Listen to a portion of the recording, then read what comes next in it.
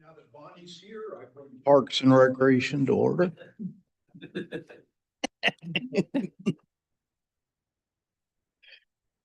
Thank you, Mr. Chairman. The first and only item on the agenda tonight is discussion of inclusive playground ordinance. This is a request by committee member Tiffany Johnson Wilson. I don't know if Ms. Johnson Wilson, if you wanted to share some information first, or if you wanted me to kind of. Well, you and I briefly talked about this. It is something that I'm seeing other communities do. Columbia, Charleston, this one from Wilmington. I showed you some other ones, and this was one you recommended, and I read through it. But I'd love to hear what your thoughts on this, the good and the bad. Yes. So I would tell you that as an industry, Parks and Recreation has long been of inclusion and equity. It's something that's at the very core of everything that we do. And I would also say that in the last, the 6 years that I've been here at Summerville, every project, every improvement that we do, we consider the special needs community. Whether it's something as simple as replacing a water fountain or a larger project, we look at that and not try to incorporate as much as we can into the project. So I'm very proud of the work that we have done. I will say there's certainly some things, even in the Wilmington one, even though I did like that one better than some of the other examples that you had sent me. I do think there would definitely need to be some clarification. For example, like the threshold of a particular project that would require public input, and what kind of the boundaries of that project would be. So just looking at a few projects that we've done in the past couple of years, when we redid the Hugie playground, that playground, the equipment cost us $150,000. At that time, I had explored looking at the port and place surfacing because that is the golden standard for accessibility. The port and place, the surfacing actually cost more than the playground equipment, which would have more than doubled that project for us, which means we wouldn't have been able to do it at all. So when you look at smaller projects like that, it can have a large impact. Even at the children's garden in Azalea Park, when we added that, does that mean then that we have to, look at Azalea Park as a whole? Because if you do, that project could never have been done with the amount of funding that we were able to do it. A lot of the projects we do offset to stretch our dollars because they are very few. We do a lot of the work in-house, so we are somewhat limited. So I just don't want to back us into a corner to where we can't make improvements because we just don't have the funding. And then we're kind of stuck where instead of making it better, we're stuck where we're at. So I just think we need to be very cautious and think through if an ordinance is something that council wishes to pursue. But again, I would tell you that it is at the forefront of every conversation of any project that we do have. So obviously, I don't want to make upgrades cost prohibited to the whole park. That would be a bad idea. Is it like one piece of equipment? How do you look at it now when you're evaluating park improvements for special needs? So, I mean, each project is different and unique, and each project has different restrictions and things that you have to consider. When we look at any park, even the one in North Charleston that they built, and that is an amazing inclusive park. But I will tell you, as a parent of a special needs child, there's pieces of equipment that she cannot use there. There's no one thing that works for every child or every person. So you obviously try to diversify as much as possible to make sure that there's opportunities for everybody. So again, it's just very hard to say very specifically one thing. But you look at the Azalea, garden.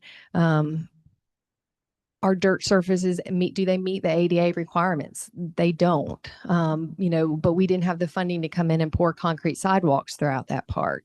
But I would say that honestly, they're packed enough that truly anybody could access them. But do they technically meet the requirements? Not by the letter of the law. So it's You just really have to look at each thing individually. One of the things that we're currently doing is going back and putting communication boards on all of our playgrounds because we feel that that's an important. So that's one thing we are doing, working towards. So we're doing as much as we can. But there definitely is a significant cost. So I think if this is something that council wants to do, there also needs to be a financial commitment to these improvements. Do you think that if you specified, this park would have serve children with cognitive disabilities and this one with communication or social emotional disabilities, and each part maybe served a different disability, that would be a route? Or in your opinion, because you're the expert here over Parks and Rec, do you feel that this would be a bad idea altogether? Well, I would want that there would be elements of each one of those things at each of our sites, so that if you come to Gehagen, regardless of your abilities or needs, that you would find something that you can interact with, that you can enjoy, rather than, make one park solely for one group. It's better to have a wide variety at each park. And so that's what we really try to do when we design a playground. And just to clarify for the rest of council, this was only for new parks or parks being remodeled, similar to like a Safe Streets program, but okay, well, with that information, have all I need, but I don't really feel comfortable, saying much more without the input of the rest of council, because that seems like a big decision and I'm not sure if it's the right one or not. So, perhaps should we, Jubal. Yeah, man. there's only a couple of us here, so I say that we still move it forward to full council meeting for the rest of council to discuss it. And if there is any community input from the public that wants to come at council meeting and hear it.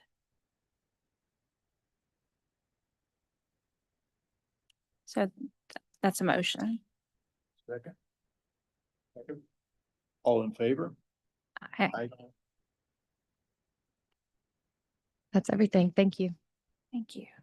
I'll make a motion to adjourn. Second. All in favor? Aye. Aye.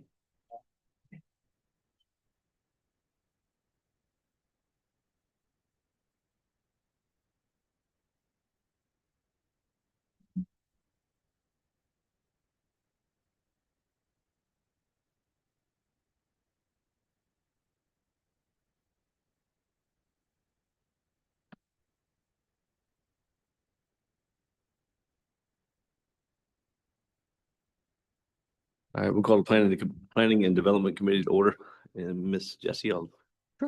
First item on the agenda is petition by 1905 Old Trolley Road LLC to annex TMS number 16108020008, located at 1905 Old Trolley Road and totaling approximately 1.29 acres. Currently zoned CG General Commercial in Dorchester County and requested to be zoned UCMX Urban Corridor Mixed Use following annexation to the town of Somerville's municipal limits. This would be in Council District 6. Planning Commission held a public hearing and made a recommendation for approval at its meeting on September 15th. This is the car wash that used to be the bank on Charlie Road. Yes, sir. Is there a reason to go from general commercial to mixed use? Yes, sir. They have purchased the property behind it and would like to combine the properties to add additional vacuum spaces for the car wash. And the property behind it is already zoned UCMX. When you say behind it, you mean fronting Charlie Road or No. Behind it, the one on the Mannington building? Travelers. Okay. Any other questions? Sir. I'll make a motion that we move that to full council for approval. Second. Motion and a second, any discussion? All in favor, say aye. Aye. Aye. Next item is the request to rezone TMS number 13711090001, located at Berlin G. Myers Parkway, East 6 South Street and South Gum Street, totaling approximately 2.95 acres and owned by the town of Somerville from PL Public Lands to NMX Neighborhood Mixed Use. This is in Council District 2. Planning Commission held a public hearing and made a recommendation for approval at its meeting on September 15th. I just have one question. Is the zoning attached to a contract or are we changing it now? I mean, if what is planned to go forward does the zoning stay? So the zoning works for what is planned there. Is that what you're asking? Yes. Yes. And what happens if that doesn't happen? Then the zoning would remain NMX. I make a motion, we move to full council for approval. Second. And a motion and a second. No other discussion. All those in favor say aye. Aye. All right. Next item is proposed amendment to the Somerville Unified Development Ordinance UDO, Chapter 15 definitions, Section 15.3 definition of terms, kennels, outdoor. To exempt any site occupied by the Somerville Police Department and its K-9 unit. Planning Commission will hold the required public hearing at its October 20th meeting prior to second reading. Okay, I'll make a motion, we move this forward for approval. Second. All right, motion and a second. All in favor? Aye. Aye.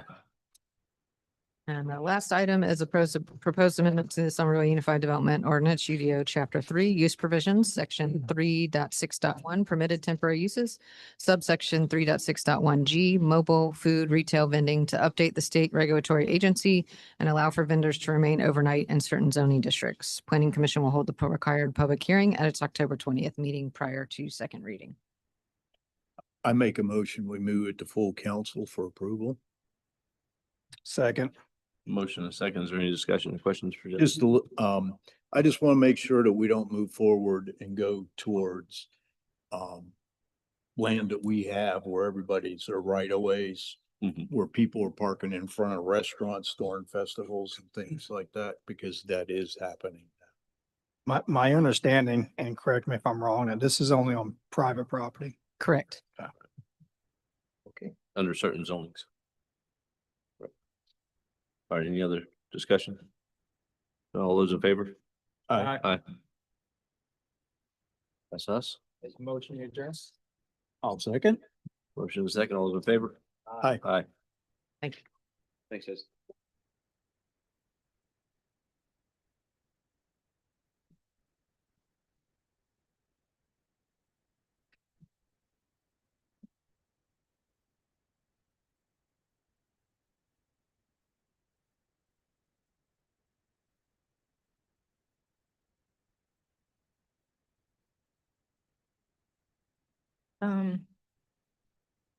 Ms. Miley, would you like to go ahead and open us? Yes. The only item on the agenda today is discussion of traffic calming policy amendments. That's okay. I probably buried it up there already. I'll share with Richard if he's through. Oh, she does have one up there, but I couldn't reach it. Thanks. Okay. So, yeah, I just wanted to briefly just talk to the committee about this. Our policy we put in place in 2014 and we did allow some amendments in 2020, which was the West Carolina. We all seen that was a really bad idea. That was not good, but it was a little bit of a pilot program at the time. I think that council was discussing on if it was a good idea or not, and they did allow that. And we seen it was a bad idea, but the traffic has grown tremendously. I think it's something that we get probably the most complaints about. I think with the expansions going on all around us, we're going to continue to see complaints come in. And so I feel like it's a good time to look at really amending our policy. Right now, we don't allow them unless on roads less than 30 miles per hour. 51% of the homeowners have to agree to it. Town doesn't incur any cost. We prohibit speed humps, bumps. And we say, you know, emergency access is a big factor for that. But there's some areas in the town, a lot of sharp corners, blind curves that I feel like could benefit from this. And I'm speaking on town-owned streets right now is what I'm talking about, not county, state roads. There's a couple suggestions that I had. One, some of this, the grants that would have to be explored through probably the CHATS program and be a little more involved. But I do think there's possibly some grants out there we can look at. Consider a cost sharing, maybe splitting 50-50. And then there's some things that our streets team can do in-house, like the striped painted bump outs. I didn't know what any of this was until I done some digging and researched and seen it. And some of that stuff, it just gives the illusion that it helps. Some optical speed bars, and then the portable speed feedback signs. Those are more expensive than like some of the rubber, even some of the temporary rubber speed bumps. And so I was thinking that maybe what I would like to propose is what I have here is that maybe we do a pilot program similar to West Carolina. And we've seen that that was a bad idea. And this would allow us to see if this is a bad idea or if it works. The rubber speed humps they range from $700 to $850 each. And I have a couple links here where I pulled them up. I don't know if we get better pricing or not, and this black line here, this is Old Post Room Road. This is a road, I get a lot of complaints. This divides my district and Councilman Brown's district. Mine on one side and his on the other. And this is a cut through where residents are seeing a lot of traffic from the new road. They've been seeing a lot of traffic. And it's been a concern of the residents in there for a while.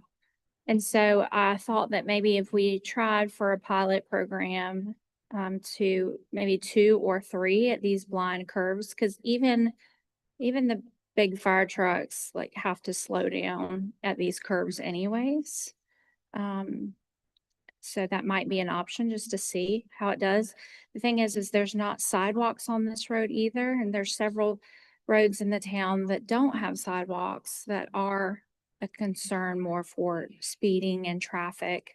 And I do think our officers are doing everything they can. And I think they monitor well and write plenty of tickets. I think it's more than that. I do think that just people really do need to slow down.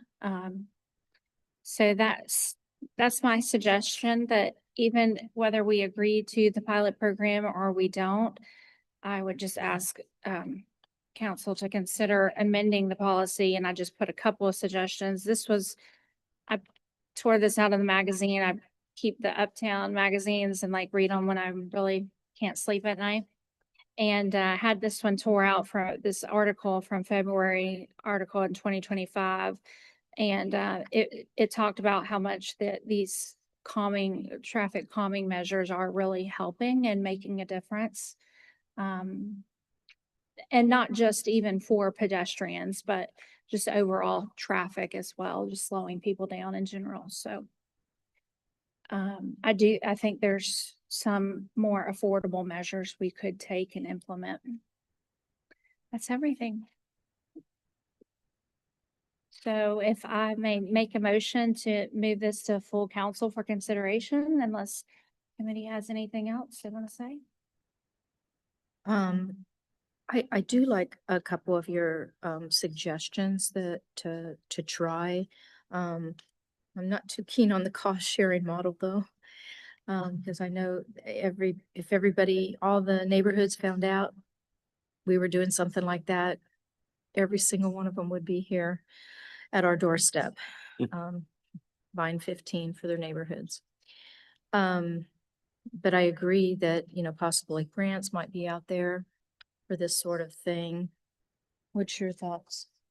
The cost has always been an issue with these. These have been cost prohibitive in the past. From the speed hump, speed bumps, speed humps is from experience with emergency response. It's speed humps were doable. Speed bumps were a little more of a challenge because the jarring of the truck and wear and tear and whatnot. But,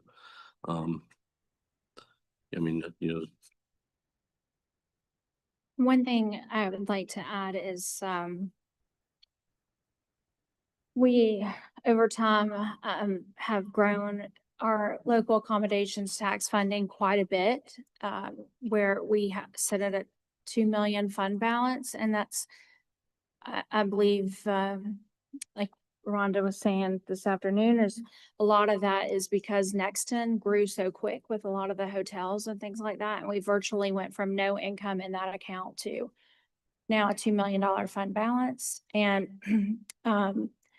and I think that was something in the past, maybe council wasn't aware of as much. And because the fund grew so quickly, I feel like that, slowing people down and making the street safer for the pedestrians, that would be a great use of some of those funds. And I don't even think very much of it. I'm not even thinking 10% of it. And it may not work, that's why I think before maybe we implemented anything permanently, we perhaps just look at a pilot program. And that's just my thoughts.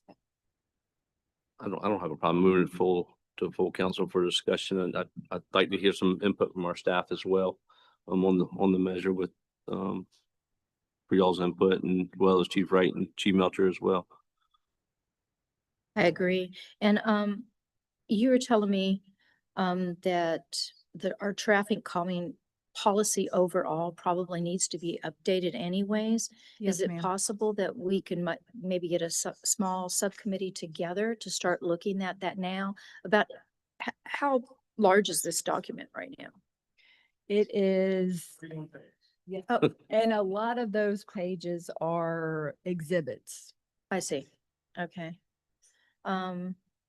Is that something that our existing bike and pet committee would look at, or is that Yes. something that we would want somebody else to look at? Well, we have the Safe Streets for All grant that we are in the process of selecting a consultant to bring to y'all this Thursday.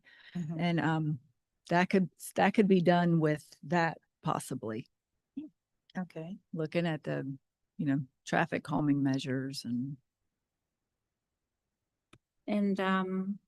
And even if it's not speed humps or speed bumps necessarily, I think some of these other flashing speed limit signs, painted bars, things like that, I think could make an improvement and we could handle pretty efficiently in-house. I don't know, but I have seen them in other communities and at least I slow down for them. I don't know what about other people, but I do. Probably Beach uses them. Let's see them on Valley Beach. And, and again, in 2020, council decided that was a really bad idea. So I don't know if we should make substantial changes to the traffic calming policy if we haven't tested anything. I mean, that's something that council would probably want to talk about. I make a suggestion, Yes, sir.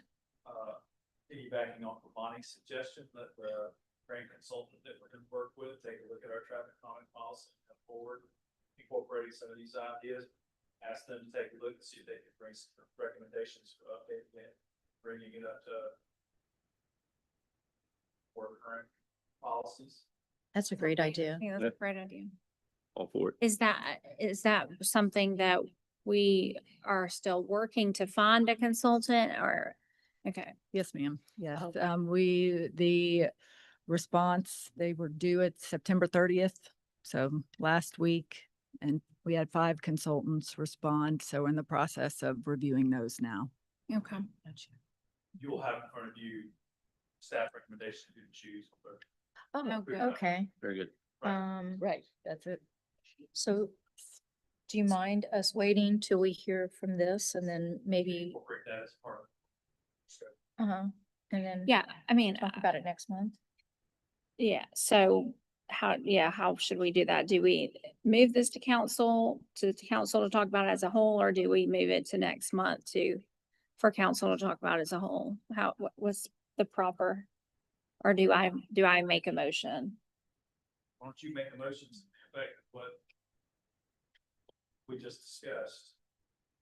Staff will then incorporate it. We have something to bring to you in terms of the scope of work in a contract or what? We'll add it to the contract and bring that to you and they deliver. And at that time, would we consider a possible pilot program at that time as well? Okay. Okay, so then this would They would be, be able to help us with pricing that, well, or give us some sense of what the costs are for that kind of, for doing those kinds of updates. Some of the new things that aren't in the current policy or maybe not. okay. Okay, so I would like to make a motion then to move the traffic calming policy amendment proposals and a third party, a company review to the November council meeting. Would that give? Do we know? Safety action plan. Yeah. Okay, thank you. Second. Thank you. Sounds good. Oh, great. First and second, all in favor of the motion? Aye. All right. We have anything else? Thanks. Oh, I move we adjourn. all right. Second. And it was first and second, all in favor of, Say aye. I was gonna say removement, adjourning. Aye.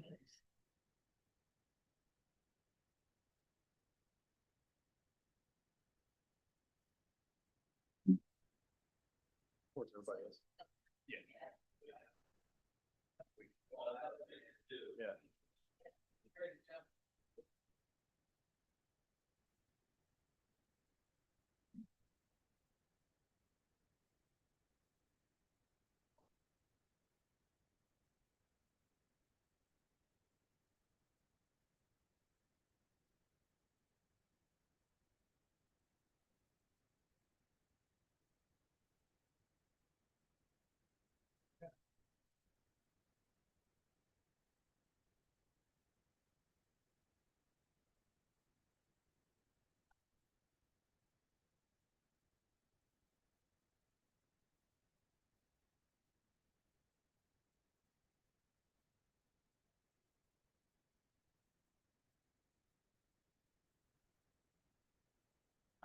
I'll take responsibility for it. Okay.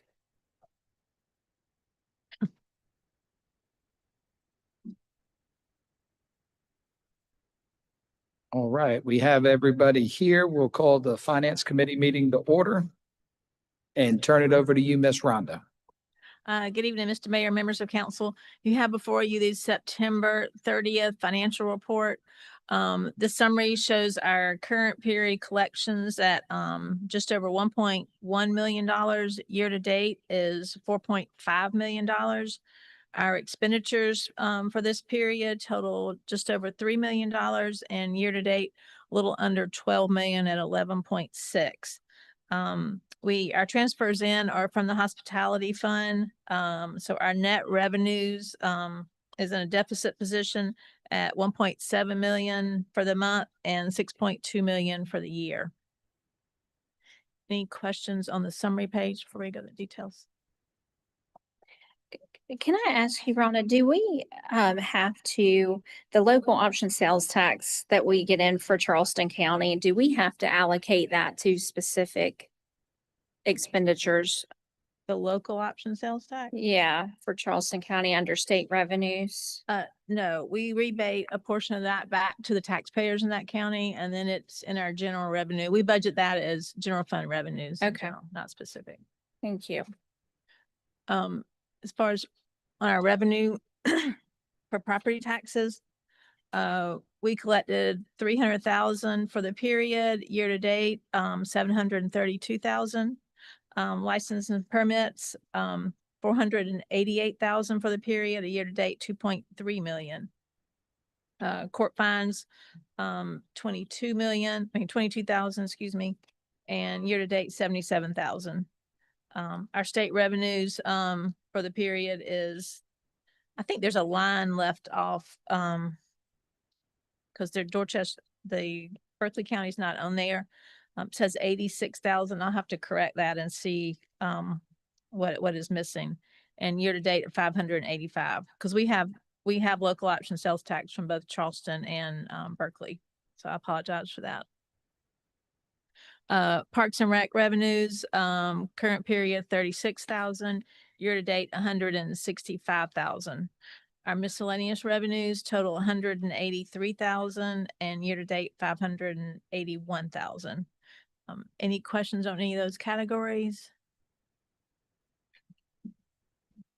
Right. Impact fees. We have, of course, residential and commercial for the different categories. We collected right at 250,000 between residential and commercial in the month. So year to date, we have collected just under $700,000 in impact fees. We have spent, primarily the only expenditure is to Creech and Associates for the design for the public safety building.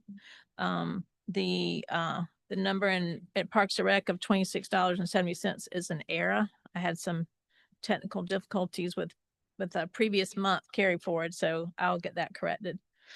But that is the primary expense that we have in impact fees right now, is the design for the public safety. Any questions on any of those? Local hospitality, and local accommodations. We collected 552,000 for the year for local hospitality, year to date 1.6. We're right at 27% of our budget for hospitality collections. The transfer to the general fund is, of course, the primary expense. Other expenses total 792,000 for the year.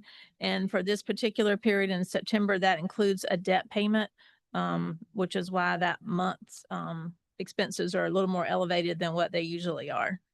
Local accommodations, we collected 33,000 for the month. Our year to date is 111,000.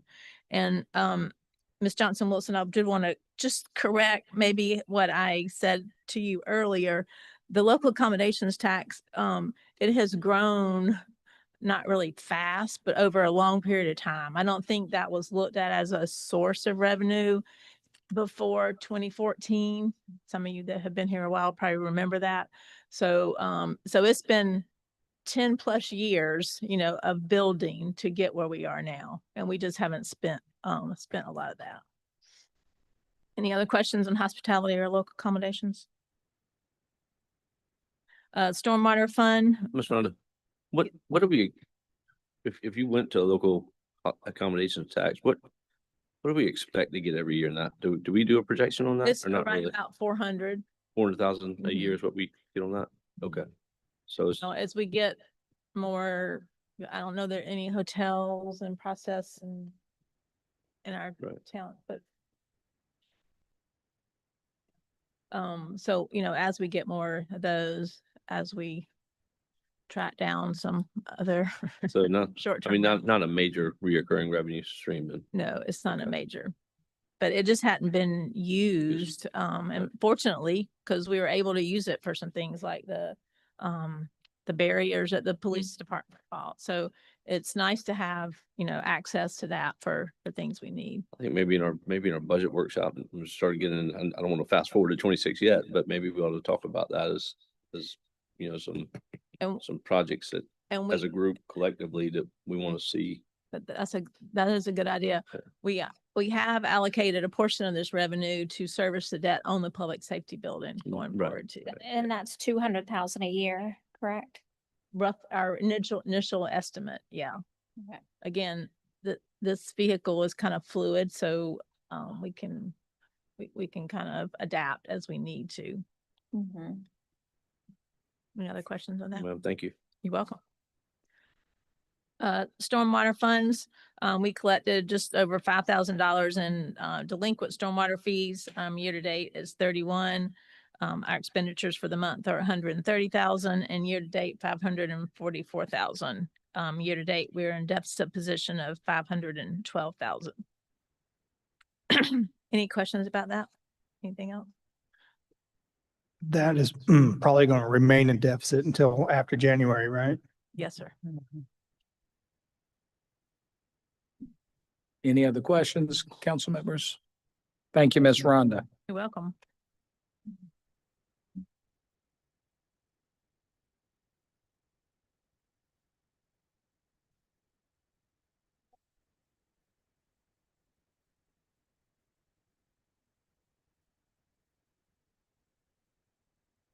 Good evening, Mr. Mayor and Council. As you can see, we have a public info report in front of you. This is the first one that I'm going to be doing since I joined about 3 years ago.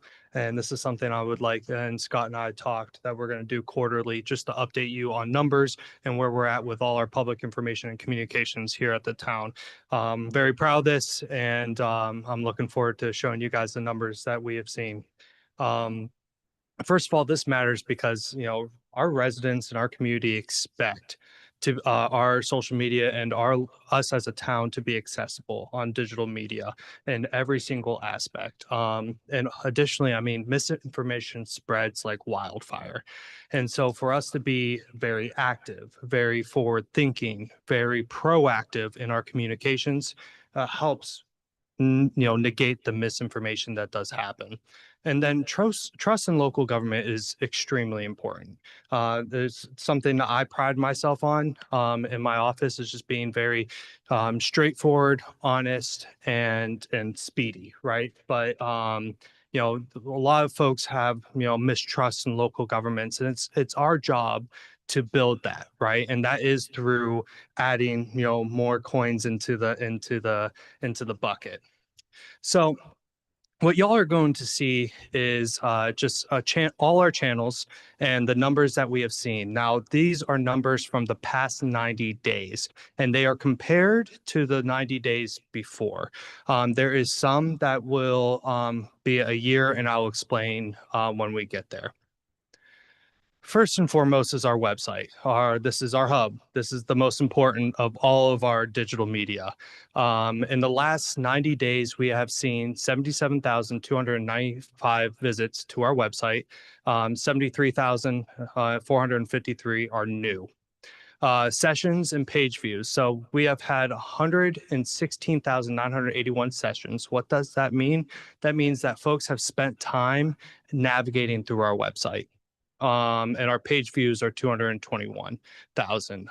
So basically, in a nutshell, you have those users, and then those returning users are coming back, and that's why those numbers are larger. Our average session time is 2 minutes and 51 seconds. That is below a national average, which is what I want. I want folks to find what they're looking for fast. I don't want them to get lost. I don't want them to navigate. If we can avoid them giving us a call and they can find that information, it just makes it easier for all parties involved. So I am happy with that number. You look at the devices, this is important because it matters how we build our digital media, right? 56% is mobile, 42.9 is desktop, and 1.1 is other, which is basically tablets. 56% mobile, that's pretty common, that's understandable, and our website is built for mobile. And so I'm happy with that. Our top pages, as you can see, is our website, which is our homepage. Civic Engage, the search engine. So that is, you type in the search bar, that's basically those numbers. Our police department, employment page, and then the Rollins Edwards Community Center. Next is Facebook. This is, and by the way, these numbers are strictly for the town of Somerville social media pages. This does not include Somerville Parks and Rec, the police department, the fire department. I know Chief will be proud to say that the police department has more followers on Facebook than the town, but that's okay. We're catching up. So we have 37,217 followers. I'm very proud of that. We have a plus 4% gain in that in the 90 days beforehand. So that's a pretty decent jump. Our interactions jumped exponentially. We have 12,924, a plus 38%. And then our video views jumped pretty exponentially as well. 925,136 video views. Interactions means likes, video views is all the videos we push out, how many people have spent time on that video. Now going over the Instagram, owned by Meta, which is Facebook's umbrella. Instagram has had a lot of growth in the last 90 days. We have seen a lot of views, plus 76%, which is, I'll be honest with you, unheard of. Our profile activity has jumped a lot. Our interactions have jumped a lot. They don't show the percentages online. That's why you don't see that. But those are higher compared to the 90 days before. And then our followers have increased as well, about averaging where our Facebook is, just a little bit more. I'll explain those numbers because that's all strategy at the end of the day. LinkedIn, something we did not have when I joined the team. Yeah, we have, something we did not have whatsoever when we joined the team. And we built this, and it has been something that has helped reach our business folks and folks who own businesses as well. We have, this is actually for the whole year since we started up LinkedIn. Actually, no, this is for the last 90 days, my mistake. Impressions, 14,982, page views, 189, unique visits, 93, followers, 3,044. That was 0 when I started. So last 90 days, we've seen a big jump. And what I am really proud of is the unique visits and page views. Those are folks who are probably applying for jobs to work for the town, looking at our jobs. And that is what we use that platform for, as well as reaching our business community. The new one, we are actually a year this month on TikTok.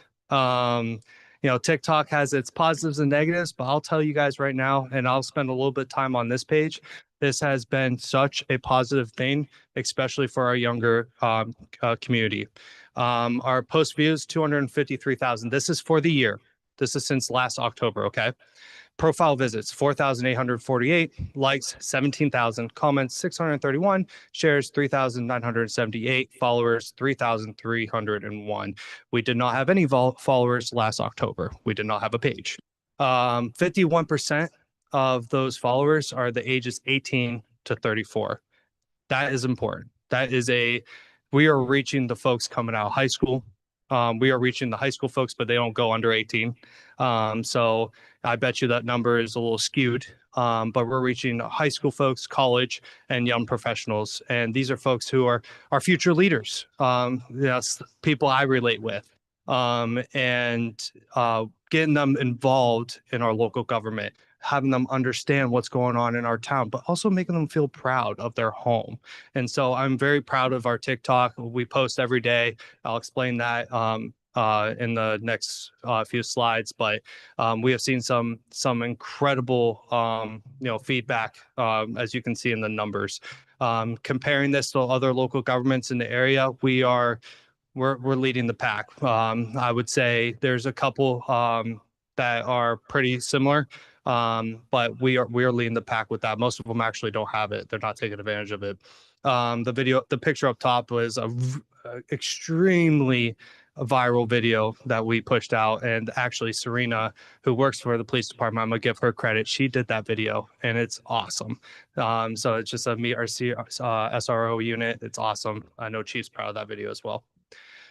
Our YouTube, we post our long form content on here, Cruising with the Mayor, and our day in the life, our podcast, all that is housed on our YouTube. Our views have went up 1,600. Our watch time is very impressive at 96 hours. Let's round up 97 hours. And then our subscribers is 21. We're not growing like we are in the other pages, and that's because that's just how YouTube is, right? You're not going to get, it's not as instant. Those are long form type of content, but those numbers, that watch time and the views is what we need to be looking at more. I'm very proud of that, and that it just speaks volumes of the stuff we're pushing out. Podcasts, something else we did not have when I joined, was kind of my baby when I joined the town. We have, and this is all time, by the way, 1,511 downloads in the last 90 days, 6,669 all time. Those are pretty good numbers for a local government podcast. I'm just going to be straightforward with you. That's pretty impressive. We're on 14 apps. which is really cool. Anyone and anywhere, the type of app that you use to listen to your podcast, I promise you Town Talk is on it. And our top episodes, you can see those there. I just put those there so you can get a little taste of the episodes that have done a big impact. Our newsletter, this is relatively new. We're about a year into the newsletter. This is just overall numbers where we're at today. We're at 350 subscribers at the town. Our open rate is 64.41%. I want to see more subscribers. I want to see more open rate. I'm proud that we have it. I'm glad we're pushing this out. And that's one of my big goals is pushing that to the subscriber to grow and the open rate to get around 70%. That's average, a little below average when it comes to just overall newsletters. And a little shout out, we have Somerville Appreciation Day coming up at CSU. So if anyone's interested, come on. It's going to be a great time. So I wanted to bring this on here. This is an idea I had in May, and I just ran with it. And it has been the reason why, there's other reasons, but this is a big reason why our numbers are doing incredibly well right now. This is Good Morning Somerville. This is a daily segment. Sometimes I don't do it every day because I'm not in the office or I'm in a meeting. I'm a one-man show. But we do it every day. It's a lot of work every morning. I have it planned. I film, edit, and push out by 10. And that's it every morning. And some of the stuff that you see in this is our daily videos updating residents on news, events, and weather. Like today, I told them we had our standing committee meeting tonight. And we also talked a little bit about staff, just, kind of bridging that gap between community and local government. Extremely high engagement on every single platform. This is pushed out: TikTok, Instagram, Facebook. That's where they're pushed out. Builds familiarity and trust with us. And as you saw at the beginning, that's one of my biggest goals. And so it is absolutely doing that. You could go and look at the comments on all these videos. It's all positive. It's all, this is really cool. If we, reaching out to other businesses, or when we did the tour of all of our parks, people were eating it up. It was awesome. And then we had a little humor in it as well. As you can see, it's just, we make it fun. Last but not least, but I think is probably one of the biggest things we're going to see in Good Morning Somerville is the promotion and support of our local businesses. I have pushed out a couple of these already, and these are some of our biggest viewed content when it comes to Good Morning Somerville. We're pushing this hard. I'm in contact with almost every business in town, trying to figure it out. Again, one-man show. So I've got my little calendar. I'm building it up. But once we get done with that, we're going to have it all set up. And you're going to see a lot of local businesses. On top of that, we're hitting nonprofits hard as well at the end of the year. And so you're going to see a lot of those. And those are really fun. It's really easy. Everyone's so welcoming and excited about it. And I've seen so much positivity. It's also, they're seeing my face come in there and do something for them. And they feel like it's completely free. You're getting content, but we're also bridging that gap, right, between local government and the community and our business community. And so it's been super successful. We're going to see a lot of numbers and a big number jump with number 4 there. Some of our current big projects are mass website content updates. When I joined the team, that first year, we rehauled and updated 5 websites. We're at the time where we just got to look at all that information, update it, and working with all department heads. They have been fantastic to work with, and we're all working together to get that website content updated. We are in the process of rehauling CitizenServe. This is something really exciting. I'm not going to put a timeline on here, but it's not going to take too long. And this is something, again, I'm working with all the departments that use CitizenServe, and we're going to see an incredible change in CitizenServe when it comes to both internal and external use.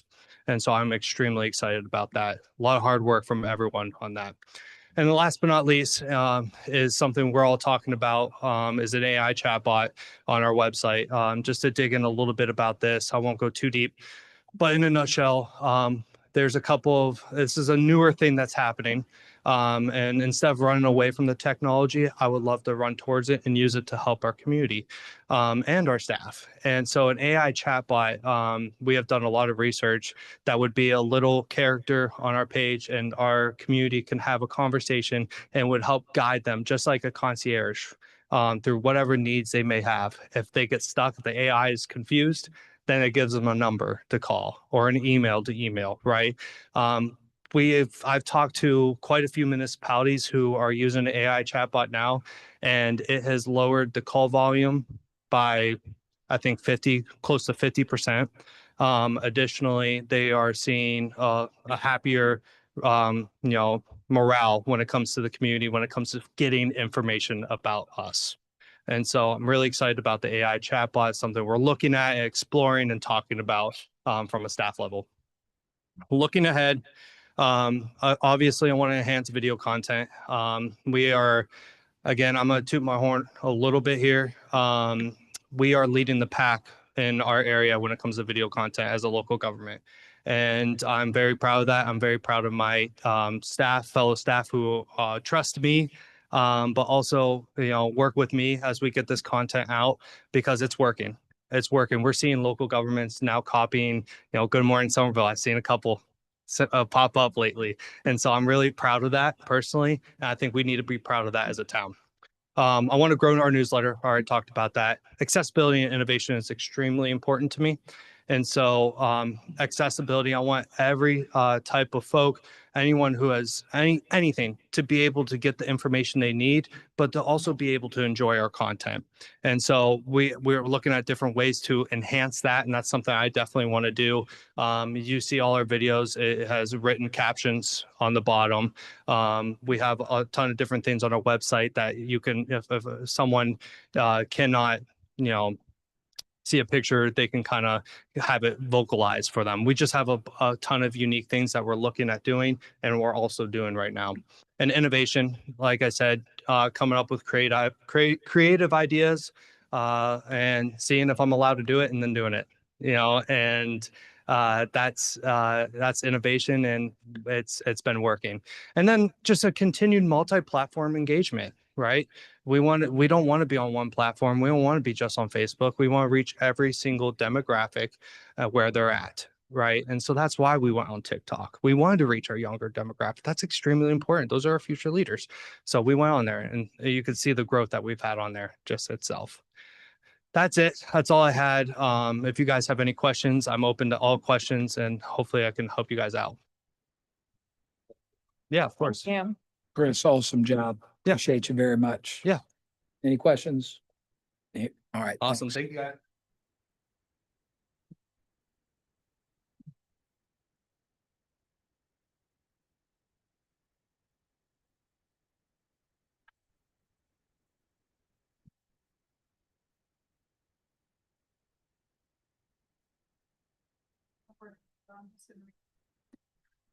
Next is a request from the Somerville Police Department to surplus unit P 274, a 2014 Dodge Caravan with 165,483 miles.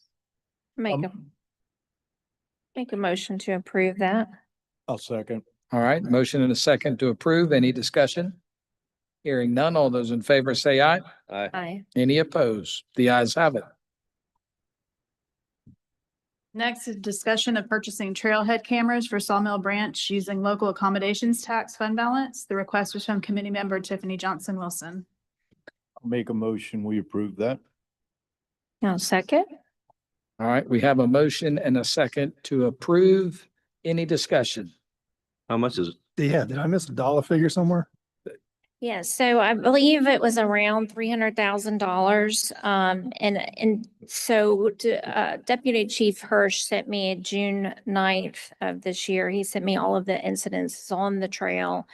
And there were from April 7th of 2023, 14 months later to June 9th, there was a total of 128, ranging from theft, vandalism, assault, sexual assault, and that's over 5 a month, or about 5 a month. And I feel like this is really, it's something we continue to put off. And I haven't even asked them for an updated report since I was doing this homework, but I felt like that's one too many to continue to put off to budget meeting. And we have, like roughly 2 million, like I said, in fund balance for local accommodations tax, and I believe it was about 300,000, the cost. Is that correct? So back in January of this year, Chief Wright reached out to a company after the shooting that took place on the Sawmill Branch, and he got an estimate for 3 different options. The first would be to install cameras at the 3 trailheads, would be about $335,000. To do the bike path only, the trail itself, it would be about $4.9 million. And then to do all of it was $5.1 million. And the annual maintenance cost, cellular and cloud costs would go from $12,000 a year at the trailheads to $187,000 for just the bike path, and then $195,000 annually for the entire job. So those are the only estimates that we've gotten at this point. And certainly we could potentially use some accommodations tax, local accommodations tax funding for that. But I will tell you now that you are going to have on the agenda for Thursday night a request to use some of those funds to help pay for the wayfinding signage project that the town committed to about 2 years ago. And so that is going to take up a chunk of that money. So to install them at just this one estimate that's, now 9 months old, it would be $335,000 for the trailhead cameras, and then an estimated $12,000 for the cellular and cloud costs. So we also are working with the county to take over maintenance and potentially ownership of the Sawmill Branch Trail down past the YMCA, and they are working with Home Telecom to potentially do some cameras or some surveillance equipment through there. It's possible that we could go to them and see if we could find out what they might be willing to do in terms of extending it back in this direction rather than just that one segment, which is about a mile. Amy, is that right? Yeah, it's about a mile, a little less than a mile of trail. So if this is something that the council wants to pursue, I would recommend that we have some conversations with Home Telecom, and so that we don't have 2 separate systems on the trail that would all be integrated, and potentially could be a good partnership with one of our home-based businesses. So Can I ask if Home Telecom installs those cameras? I believe I've been talking with the chief before that we have another camera system, and then maybe throughout town, maybe there was another camera system that we have. Would the police have access to those Home Telecom cameras? that's something that we would insist on, that they would have access to it. Absolutely. If we were to have any sort of a contract with them for installing equipment, and then obviously Because I know then that would be what, a third contract that we as the town would then incur for cameras, and instead of having like one person that is monitoring these cameras and utilizing for ease access of the police, now we're bringing on a third. I think that would be part of the staff's extended study to try and figure out how and if we could integrate all of those or consolidate those under a single contract or not. We could bring you options. I would prefer that you not take a vote to commit us to one of these 3 options tonight. Let us do a little bit more research and then bring those options to you. And then ideally, what we'd like to do is budget that as a part of our budget process we're going to start in January. Councilman Waring, you mentioned not trying to look ahead at the budget, but staff's already starting to compile budget requests, and we plan to have a mid-year update, of course, in January. Yeah. That's just my recommendation though. Thank you, Mr. Slatton. A couple of things that we may not have communicated very well, but because this need was identified at a time where we hadn't already budgeted, we did apply through the state for what we would call an earmark that originally that's what we got. We used those estimates to seek state funding for this. We had a lot of support from our delegation. However, there were no earmarks this year. So during that budgeting process, we didn't include it in this budget. So I would urge us to consider planning because this has not only upfront, but long-term maintenance and subscription costs associated with it. And I'd also encourage us to use our relationships with the county. This is, somewhat a shared asset. Even though we're taking over maintenance, I think Dorchester County would be a great partner. So I'd seek us working with them to help fund anything. And then Lenny and I had the opportunity to meet with Home Telecom. They do have a program where they pay for all of the upfront hardware. And then our subscription fees basically pay back. It's almost like a lease to own agreement. They're doing that at Camp Hall. So we could research whether that's beneficial for us or not as well. So anyway, I think we have a lot of things to think about. So with that, did we want to amend the motion, rescind the motion, or do we want to vote? Council members.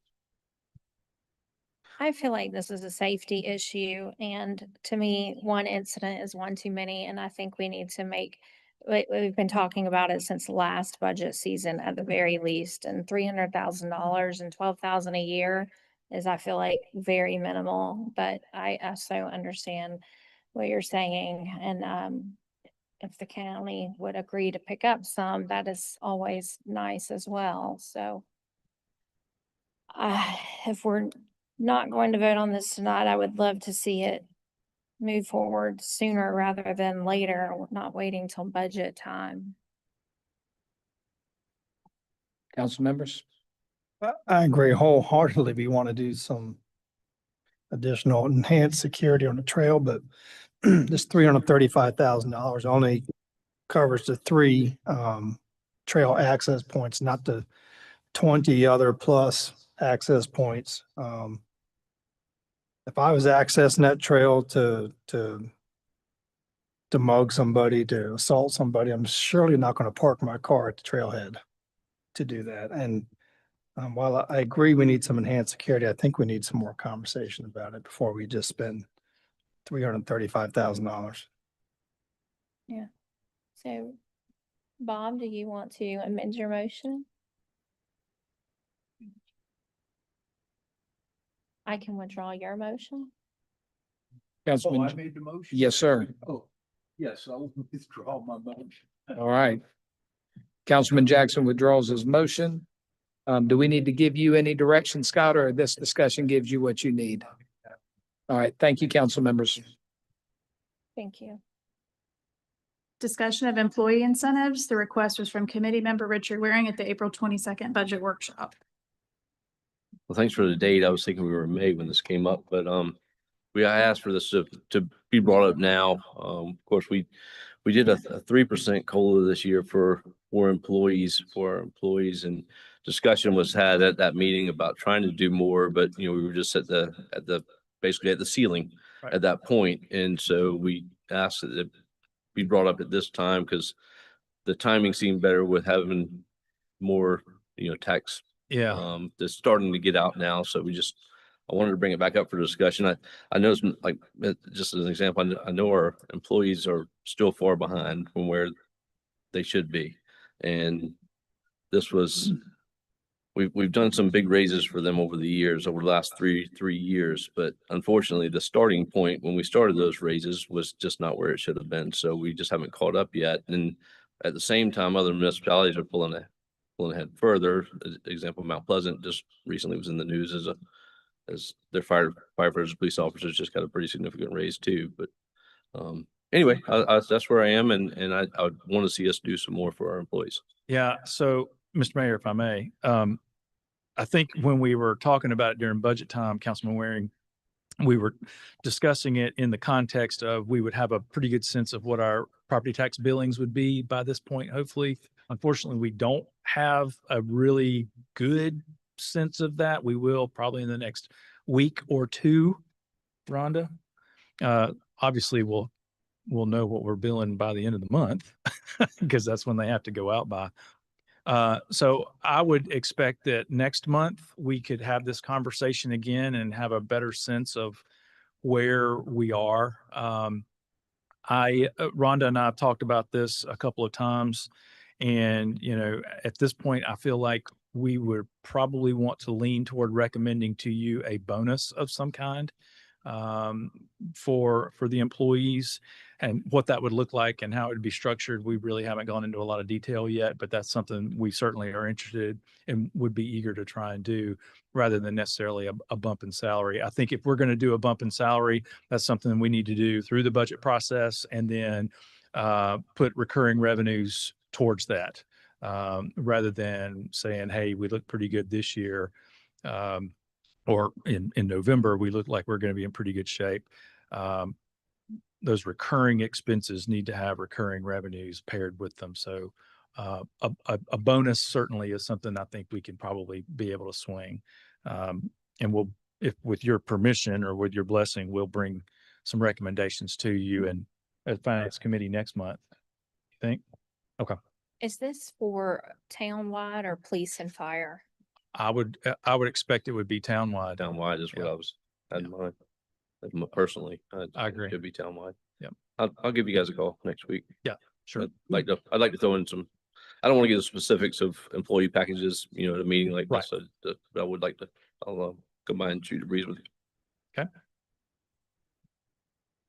Councilman, thank you for bringing that up. Those are our town staff who serves our citizens. So we need to make sure we take care of them. Thank you, Scott. You're up. Real quickly, Council, just wanted to give you an update on a couple of things. Really proud of the staff. Last Wednesday, we had a community cleanup. Thanks to Rebecca Brown and Amy, Cat Hill on our staff, Mark Campbell and Ryan Dews, amongst many of us. We went over to the homeless encampment on the property behind Gahagan Park, between Gahagan Park and Sawmill Branch Trail. If you'll recall, this is the property that DOT deeded to us earlier this year for the express purpose of allowing us to be able to go in there and try and clean that area up a little bit.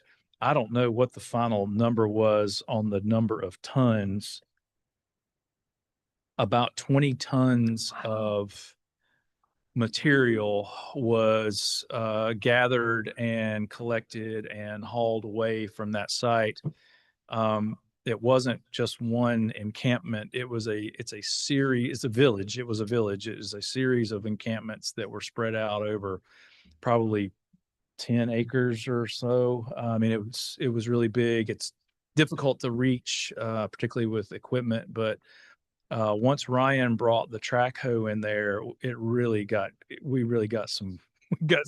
moving. So rather than trying to pull things out by hand, of course, the police department went in and according to our ordinance and gave them notice that we were gonna be in there. We encountered a couple of some residents and non-residents who came by, and one of the conversations I had with one of the non-residents, but he was someone who was an acquaintance and himself said he'd been homeless for a number of years. I said, look,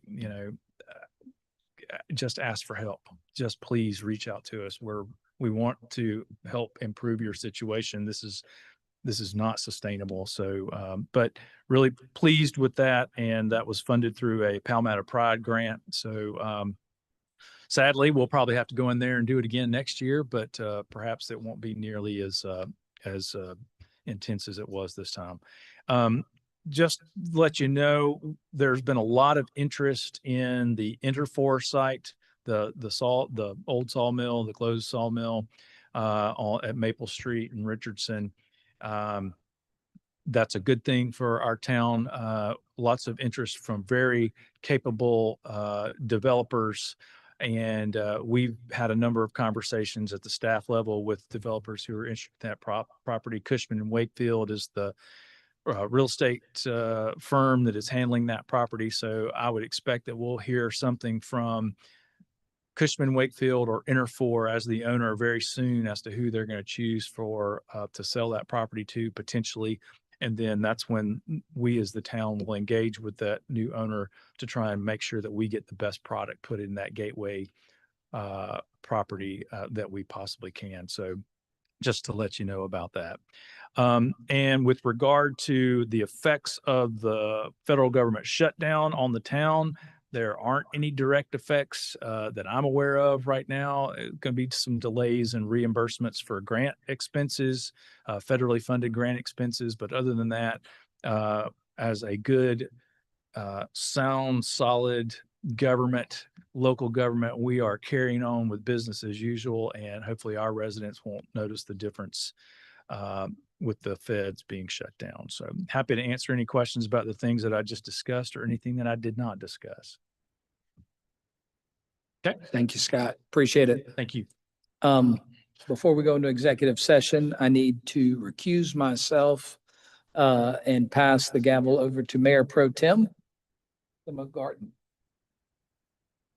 And Mr. Mayor, I would like to recuse myself from executive session as well. Well, Mrs. Mayor, I would move that we go into executive session to discuss negotiations into the proposed sale of town-owned property, TMS number 13700-00-002. I'll second. Okay, so we have a first and a second to go into Finance Committee executive session. All in favor? Aye. Anyone opposed? Right, executive session.